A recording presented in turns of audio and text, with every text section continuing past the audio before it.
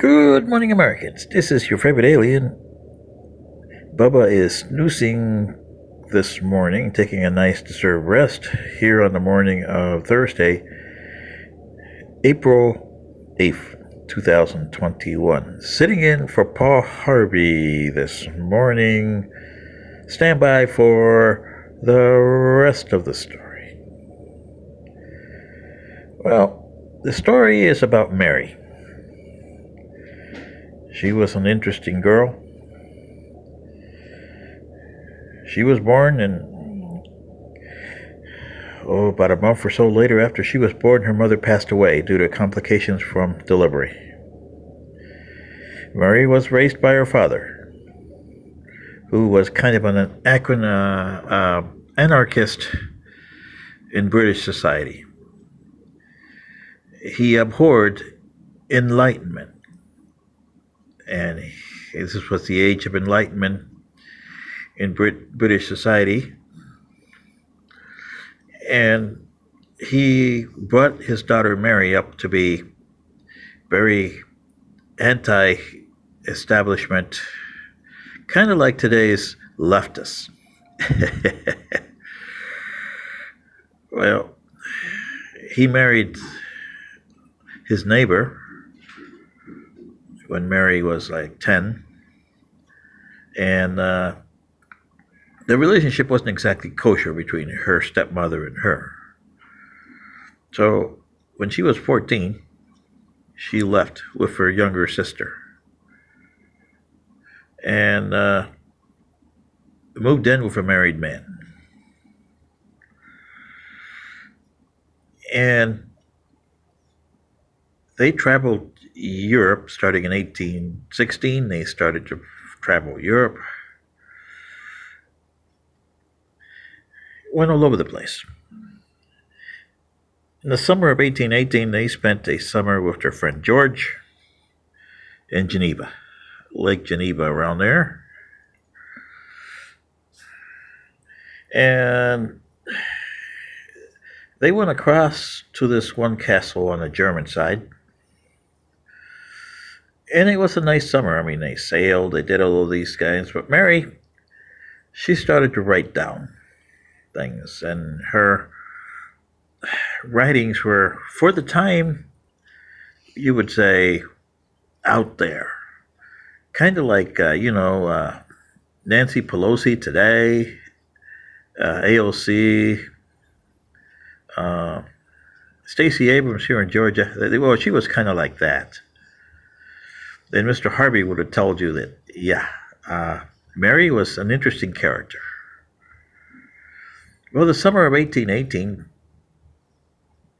she started writing. And boy, they couldn't get her to go out of the castle she was in Geneva, except to go to this castle over in Germany, which she would go there, they spent a few days over there, and then came back. So it was, her sister, the guy she married, Percy, and George, their friend, who had the castle. Whether he owned it or not, it's a different story, but he invited them, and they spent the summer of 1818.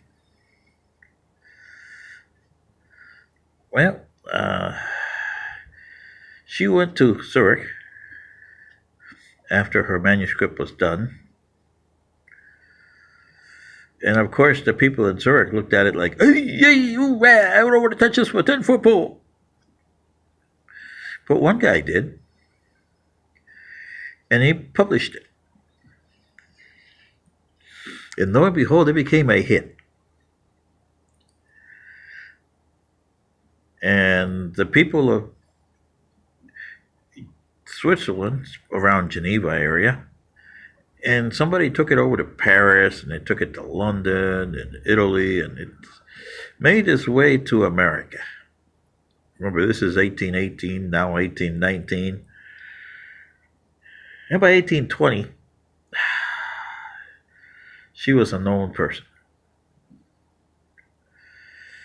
And her husband was still kind of weird, And even in the 20th century, he, he was considered kind of weird. But he was made good money on what he did. Okay, and their friend George was even way out there, weirder than the two of them. But everybody knows him. Her husband drowned in 1822 while sailing. He loved to sail. And from 1822 to her death in 1853, Mary did a lot of books. She was never noted for anything else but that one book. But if you look at the late 20th century, early 21st century, when Mary's works have been put out there and she has deserved, finally got the recognition that she deserved when she was alive. She died of a tumor in 1853, brain tumor, at age 56. There. And, well, she is the forerunner of science fiction. Everybody considers science fiction started with Jules Verne in the 1860s and H.G. Wells in the 1870s and 80s. But no, the genre actually started with Mary.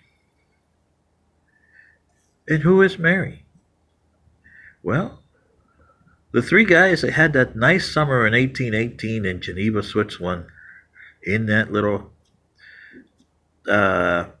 hideaway castle there, and went to Germany and looked at the castle, and that castle made Mary write the book.